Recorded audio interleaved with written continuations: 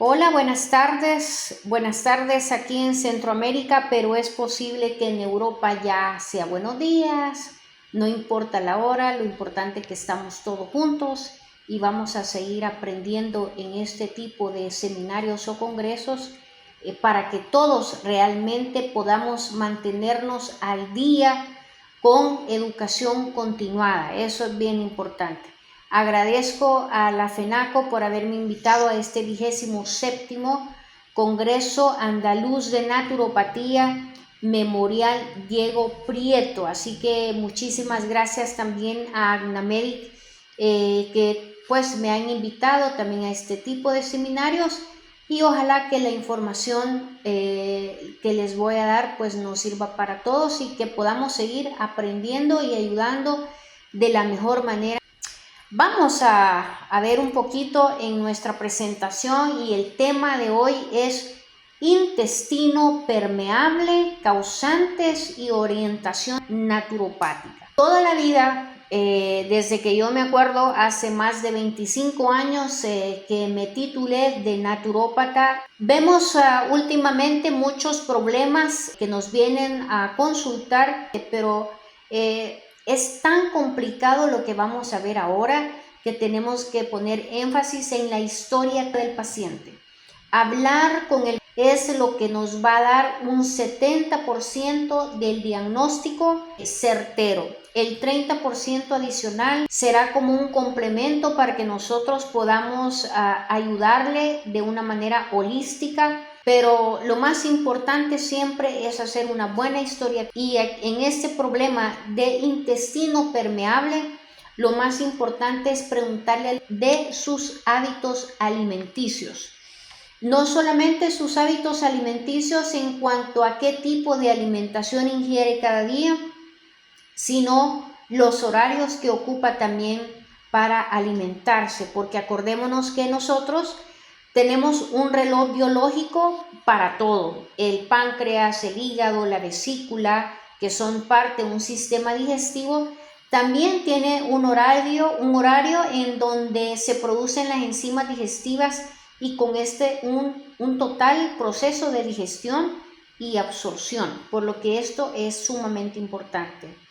El estrés que maneja el paciente también hay que preguntarle cuál será más o menos sus niveles de estrés, porque obviamente el estrés está aumentando la producción de ciertas hormonas a nivel de la glándula suprarrenal y esto nos puede dar también un síndrome adrenal y obviamente esto cambia muchísimo la parte de la producción de enzimas proinflamatorias y aquí es donde tenemos que hacer también una buena historia clínica.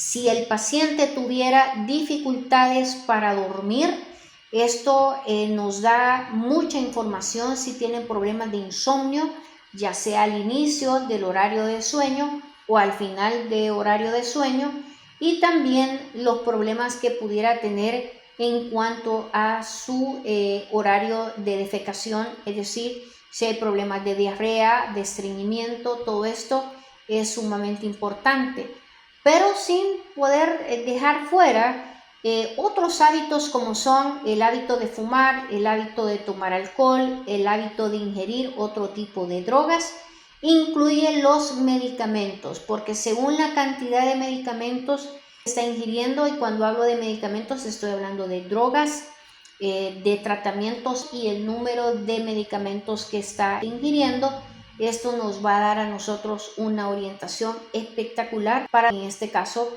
el de intestino permeable.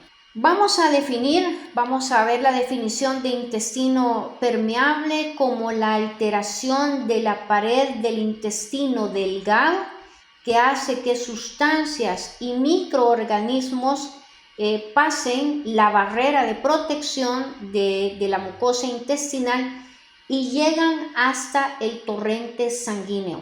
Nosotros tenemos en este caso que ir y estudiar un poquito para recordar la anatomía y la histología que tiene el intestino delgado para que podamos nosotros pues recordar de qué estamos hablando y poder explicarle la importancia de tener un intestino saludable y cómo es que poco a poco se va volviendo un intestino enfermo para que pueda él ayudarnos y a aportar de su voluntad para poder hacer cambios y revertir todo el proceso a un proceso saludable. El intestino sano, vamos a decir que tiene sus células de la mucosa de manera intactas y en esta figura lo que nosotros podemos ver acá es que tenemos las células de la mucosa intestinal que están completamente unidas y por ahí, por esa común unión que tiene cada una de las células, no hay manera que pasen, digamos, moléculas de gran tamaño. Pueden pasar vitaminas, minerales, oligoelementos, aminoácidos, etc. Y hay una barrera que es la parte que está a la luz intestinal, que es una capa de moco que también protege la mucosa intestinal. Tenemos las vellosidades intestinales que también nos ayudan a proteger que no pasen moléculas de gran tamaño. Cuando hablamos de moléculas de gran tamaño estamos hablando de parásitos como Ascaris lumbricoides, como amibas, como bacterias también, que las bacterias también son de gran tamaño y obviamente la gente hoy en día o las personas hoy en día tenemos pacientes con muchos problemas de candidiasis intestinal y también este tipo de toxinas que son toxinas que ingerimos a través de la alimentación. Pues si caen en un intestino sano van a tener la protección de no dejarlos pasar y pues obviamente pasará al torrente sanguíneo todo lo que nosotros necesitamos para que pueda ir al hígado y del hígado transportarlo a todo el torrente sanguíneo para poder nutrir el resto de los tejidos. Pero si nosotros nos alimentamos y ingerimos a través de toxinas alimentarias, llámese hortalizas, verduras o vegetales, frutas contaminadas con parásitos intestinales, pues entonces obviamente como una forma de protección la mucosa intestinal se va a inflamar. Pero si nosotros, por ejemplo, utilizamos como parte de nuestras adicciones, no solamente a exceso de comida chatarra, pero ingerimos también, vamos a decir, alcohol, exceso de alcohol, lo que vamos a provocar es que la mucosa intestinal pueda permanecer de manera crónica con la inflamación. Entonces, si la inflamación inicial, una inflamación aguda, es normal. Es parte reactiva de nuestro sistema de la gran defensa, es parte reactiva del sistema inmunológico, pero como nosotros estamos constantemente metiéndole a nuestro cuerpo toxinas, entonces la mucosa casi que permanece inflamada. Cuando hay una permanencia de inflamación, llámese esta entonces una inflamación crónica, lo que sucede es que vamos a tener una separación. Las uniones que mantienen a la célula de la mucosa intestinal son uniones proteínicas o proteicas y esto lo que hace que no permite que pasen macromoléculas al torrente sanguíneo. Pero en la medida que nuestra mucosa permanece crónicamente en el tiempo inflamada, esta inflamación crónica hace que se rompan estas proteínas y la célula intestinal comienza a separarse y de esta manera entonces comienzan todas las toxinas a irse al torrente sanguíneo. ¿Cuáles son estas toxinas? Colorantes artificiales, saborizantes artificiales, bacterias como por ejemplo vamos a hablar de la Helicobacter pylori que normalmente se mantiene en la mucosa del estómago y que puede romper la mucosa, llega entonces a la muscularis mucosa que es parte del tejido de nuestro intestino, igual que del estómago, atraviesa, hace una úlcera, ¿verdad? A nivel de la mucosa gástrica intestinal y ahí es donde puede provocar una degeneración y puede llegar a producir cáncer. ¿Qué otra cosa es una toxina? El cigarrillo es una toxina, además el alcohol, ya hablamos de exceso de alcohol, Los carbohidratos en exceso es una toxina. Exceso de grasa saturada y transsaturada es también una toxina. Los lácteos en exceso, los quesos, la mantequilla, puede ser en una cantidad pues enorme, puede llegar a ser una toxina.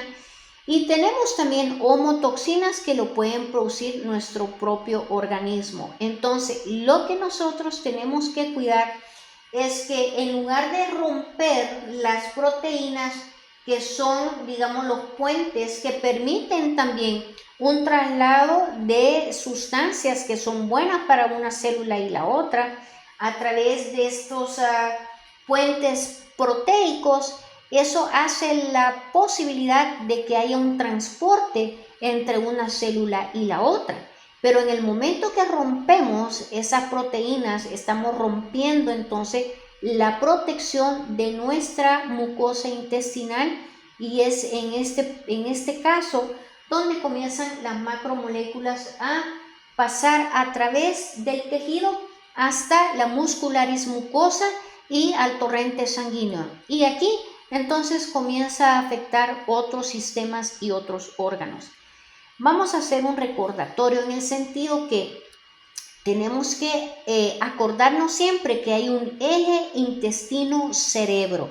Y acuérdese que el torrente sanguíneo es que después de absorber todos los nutrientes a nivel intestinal y que llega al hígado, este es el responsable de transferir todas las vitaminas, minerales y toda la nutrición que necesitamos en nuestro organismo para poder regenerar tejido y mantenerlo sano.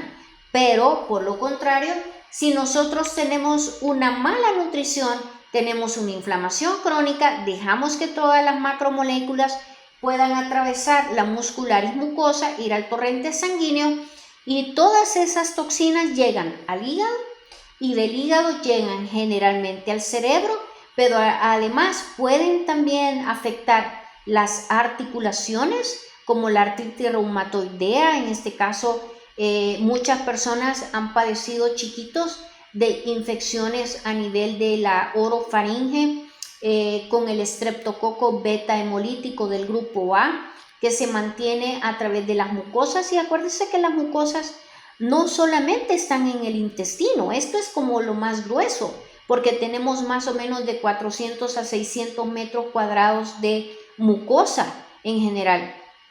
Es decir que la mucosa nosotros la tenemos en el sistema respiratorio superior, llámese senos nasales, la nariz, la boca, faringe, laringe, esófago, hasta el recto y el ano. Y estamos hablando que la superficie de las mucosas anda alrededor en el humano entre 400 y 600 metros cuadrados. Esto significa que después de la piel es la parte del cuerpo humano que tiene mayor área que puede afectar. Y si en nuestra piel nosotros tenemos parte de nuestra flora humana normal que nos defiende de agresiones externas, pues déjeme decirle que el tubo digestivo, toda la luz del tubo digestivo es lo que tiene contacto directo también con la parte externa a nuestro cuerpo. ¿Por qué razón? Usted respira aire, oxígeno e inmediatamente llega a la luz de las mucosas del sistema respiratorio superior y después inferior. Igual tenemos el contacto desde fuera con toda la mucosa intestinal, desde la boca donde estamos masticando, toda la mucosa de la boca, hasta el recto y el ano. Entonces ahí es donde también el sistema inmunológico tiene un potencial enorme, obviamente, para defendernos. Pero en este ataque potencialmente crónico que nosotros le provocamos a través de la mala alimentación, es que provocamos también una inflamación crónica. Luego viene la degeneración, porque entonces esto ya es degeneración de un tejido, de la mucosa intestinal, especialmente a nivel del intestino delgado. ¿Por qué intestino delgado? Si usted se acuerda de la fisiología, el intestino delgado es el que se ocupa de absorber todos los nutrientes de la alimentación.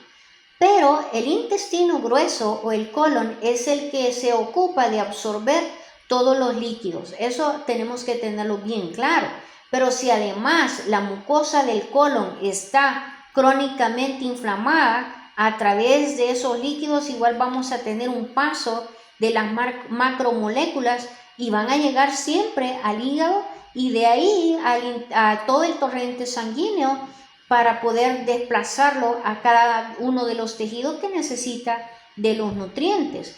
Y es que a través de la multiplicación celular también, que necesita de nutrientes, entonces podemos ver que la célula en este caso puede ser de tal agresión, lo que tenemos en la alimentación, que entonces puede llegar a los telómeros y degenerar los telómeros. Por eso es que la gente que come mal envejece rápidamente, porque la buena salud de los telómeros de cualquiera de las células mantiene joven al paciente.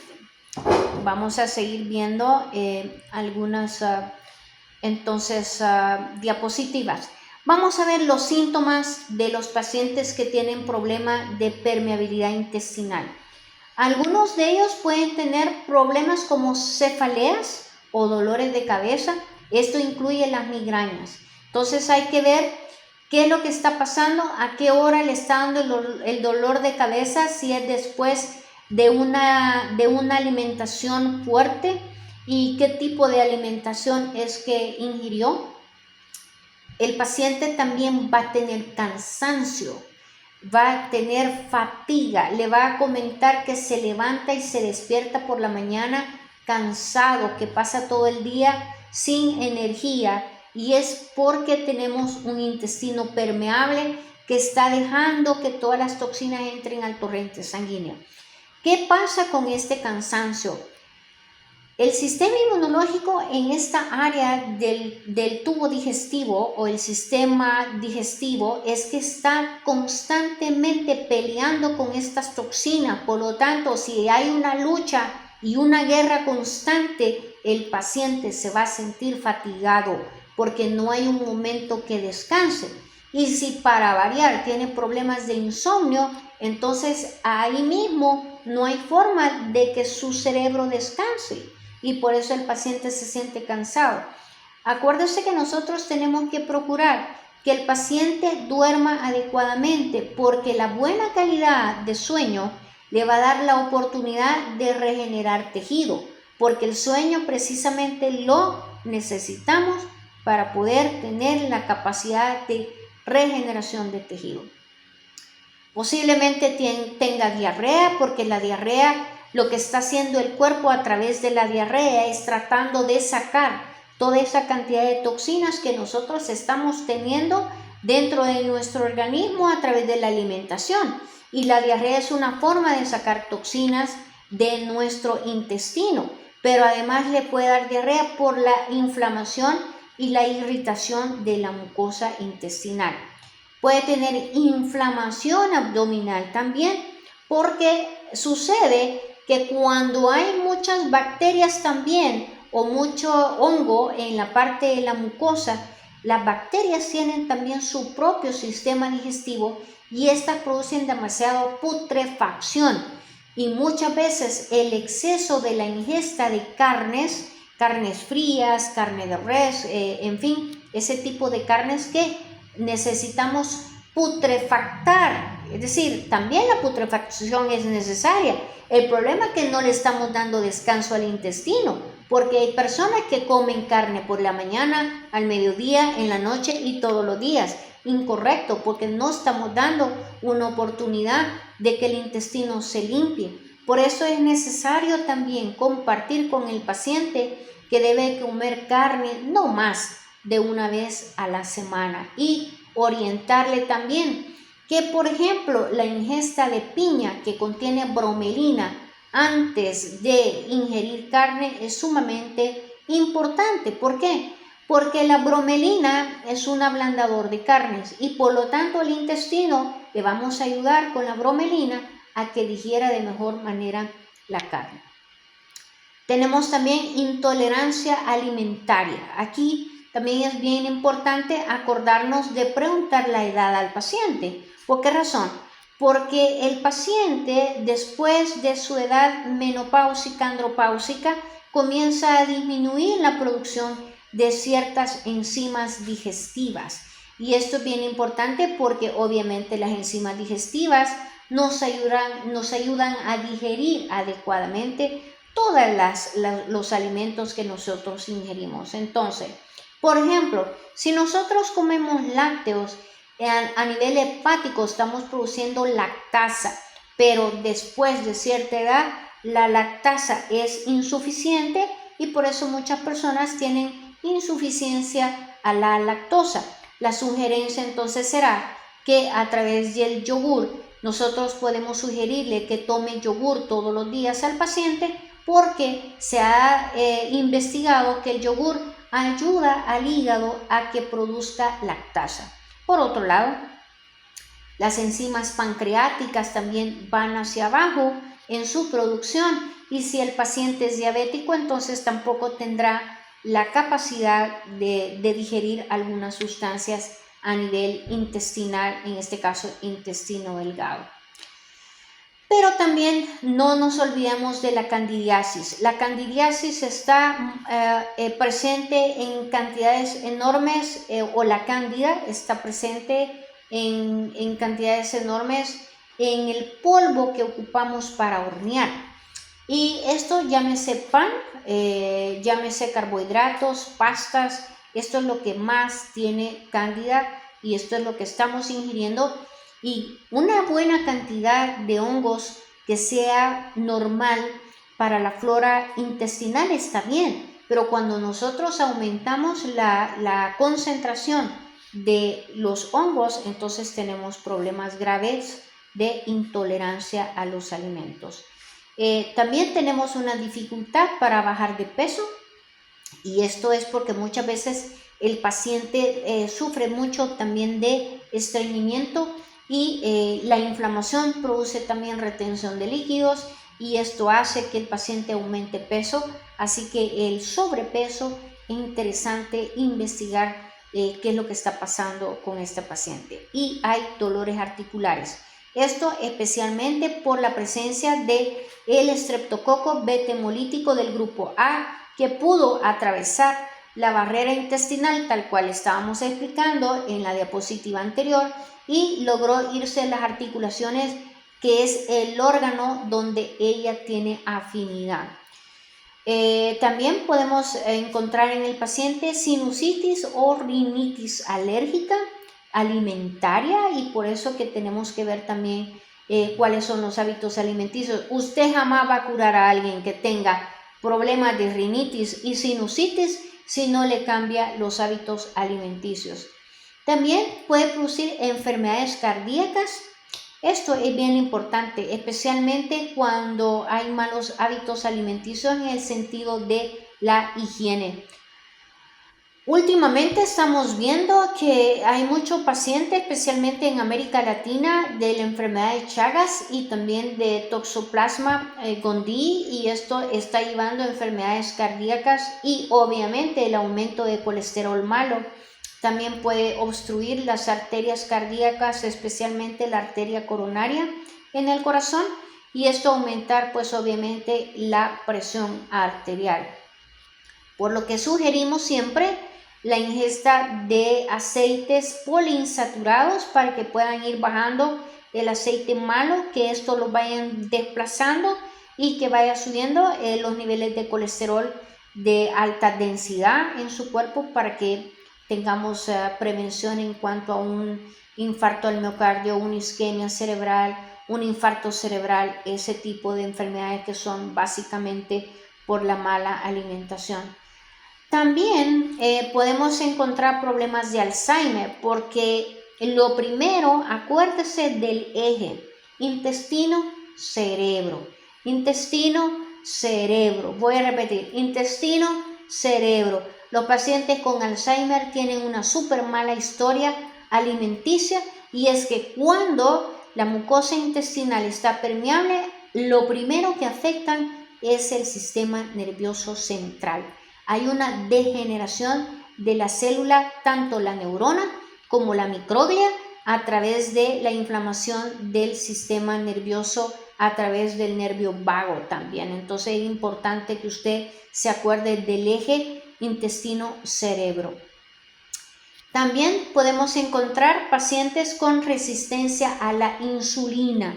¿Por qué se vuelve resistencia a la insulina? Porque con el exceso de carbohidratos, el paciente está también dándole un impulso al páncreas que pueda producir más insulina, pero al final el cuerpo detecta la insulina como una homotoxina y comienza el sistema inmune también a atacar a la insulina porque se vuelve una homotoxina.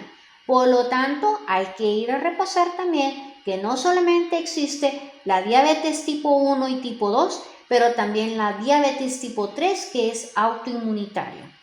Y finalmente pues encontramos alergias de la piel, que igual si usted quiere tratar la piel, no va a haber forma que usted cure a su paciente hasta que usted no repare el intestino permeable, hasta que usted no cambie los hábitos alimenticios de su paciente y comience a darle ciertos suplementos que nos van a ayudar a desinflamar todos esos 400 a 600 metros cuadrados de mucosa.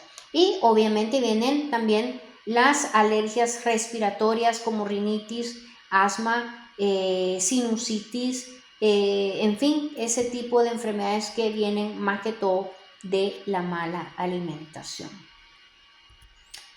Bueno, este es un ejemplo de si usted se le olvidó cómo es la anatomía del intestino delgado. En este caso tenemos el yeyuno, ¿verdad?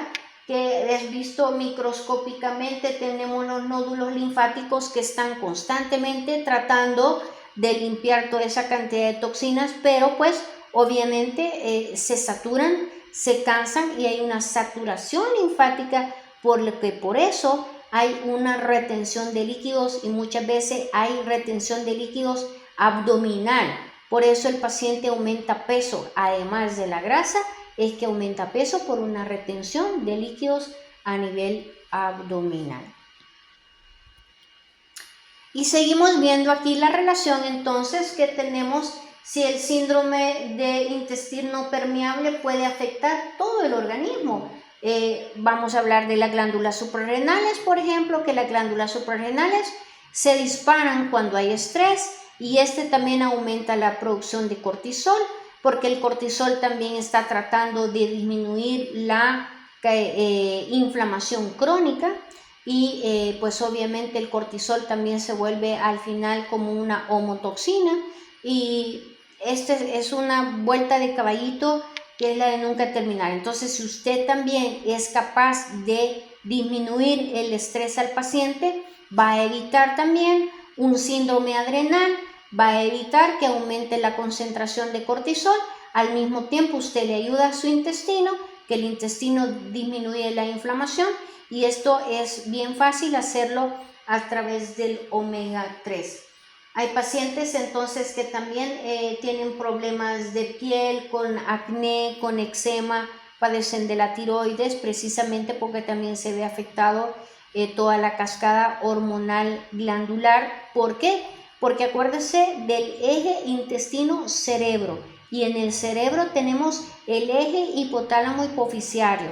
Entonces tenemos que hacer toda esa relación.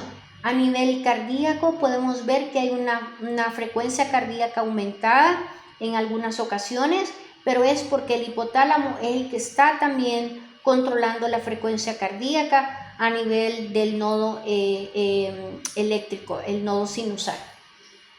Y se ha visto que también hay problemas de depresión, autismo y ansiedad en este tipo de pacientes con intestino permeable. Entonces hay que procurar sanar el intestino, volverlo a su normalidad, volver a tener los enlaces proteicos para que puedan otra vez tener esa capacidad protectora y hay que hacerle conciencia al paciente, hay que hacerle dibujitos, hay que hacerle lo que usted quiera para que pueda tomar conciencia, eso es lo más importante.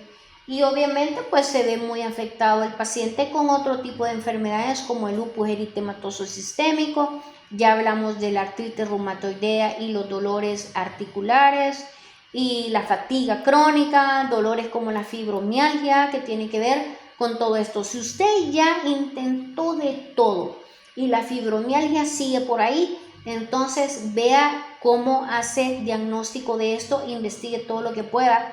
Es más, uno de los exámenes más sencillos a hacer para ver si el paciente tiene este problema de intestino permeable es el examen de ELISA, porque entonces nosotros podemos ver proteínas en sangre y esto nos va a orientar si entonces están pasando macromoléculas proteicas a través de el intestino permeable, y esa es una forma fácil de hacer un diagnóstico. Y básicamente vamos a seguir con el resto de cosas. Acuérdense de los riñoncitos, que los riñones también pueden sufrir una toxicidad nefrítica, un aumento de la inflamación a nivel del nefrón, que es la unidad funcional del riñón. Y si hay una nefritis, pues entonces después vienen problemas como insuficiencia renal. Vamos a seguir viendo esto. Vamos a volver a ver todos los problemas de la inflamación. Al inicio estamos con nuestras células súper sanitas y esto, pero después tenemos una separación de las proteínas donde permite que todas las macromoléculas sigan al torrente sanguíneo. Hay un problema también de hiperactividad inmunológica, porque el sistema inmunológico se cansa de tanto estar luchando en contra de esas toxinas. Y al cansarse, entonces se vuelve hiperactivo. Hiperactividad inmunológica es homólogo de alergias y autoinmunidad. Por eso tenemos que ponerle cuidado, porque si usted no cuida el colon de su paciente se le va a descompensar de todas las enfermedades que hemos hablado en este ratito. Así que el estrés, las toxinas alimentarias, el exceso de carbohidratos, exceso de medicamentos, patógenos que pueden ser bacterias, virus, hongos, parásitos y obviamente el mal funcionamiento de los órganos, ya sea por deficiencias, ya sea por un problema adquirido, una enfermedad iatrogénica muy común por exceso de medicamentos alopáticos, y todo esto hay que tenerlo muy en cuenta. Pues aquí estamos viendo, ¿verdad? Lo que estamos hablando. Inclusive usted puede ver si el paciente, por ejemplo, tiene problemas de halitosis intestinal.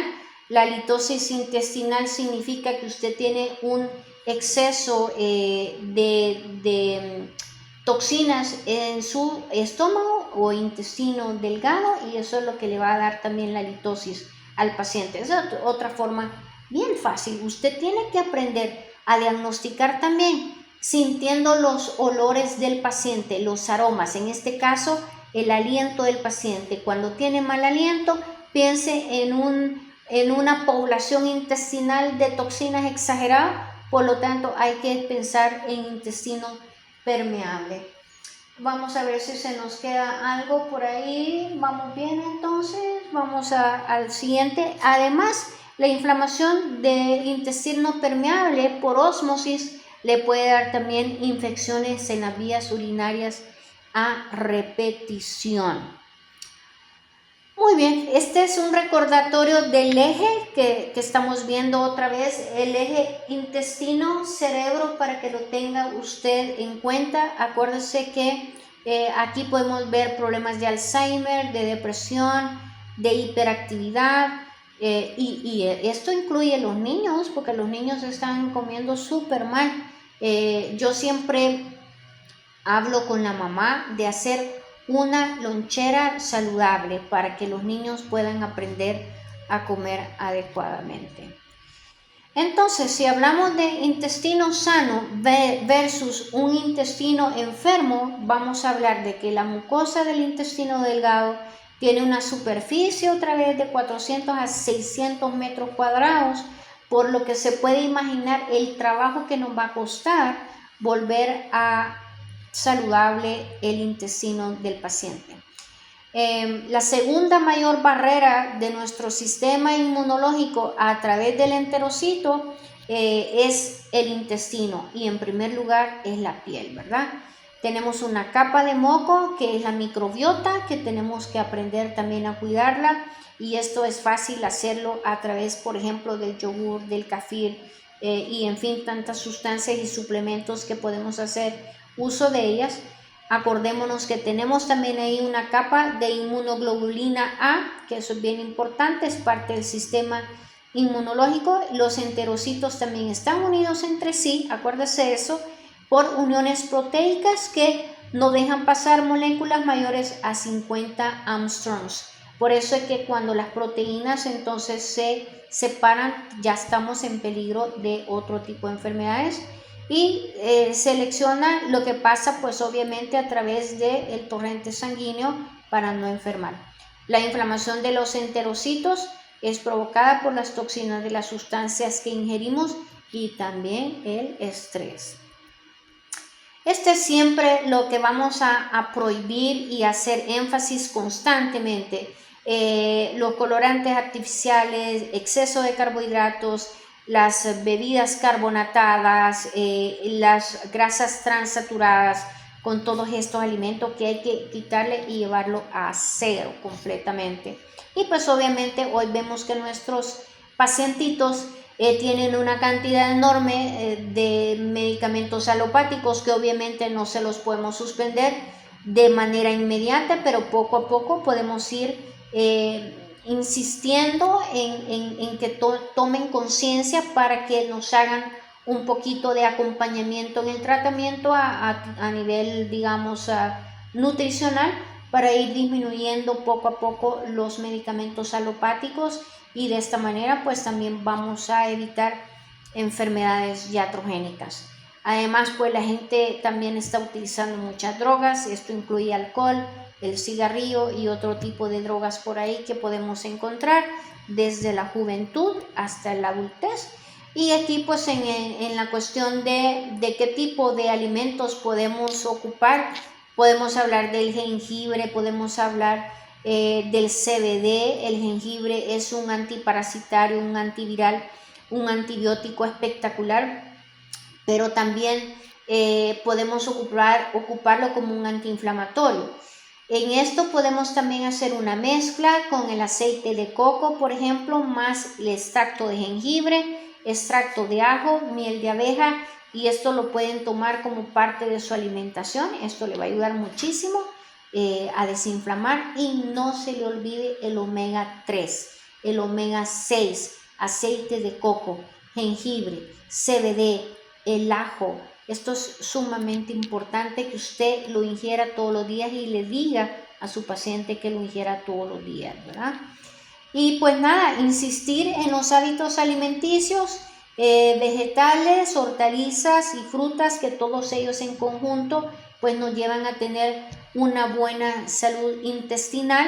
Los suplementos alimenticios que son espectaculares, aquí las curcuminas, la cúrcuma longa, la cúrcuma negra, que son antiinflamatorios y también se pueden combinar con el aceite de coco, la leche de coco, es espectacular. Este tipo de alimentos, el yogur, el kefir, el vinagre de manzana, el aceite de oliva con las ensaladas, los vegetales, los retoños de brócoli son espectaculares también. El glutatión a través de la remolacha es sumamente importante que lo puedan ingerir.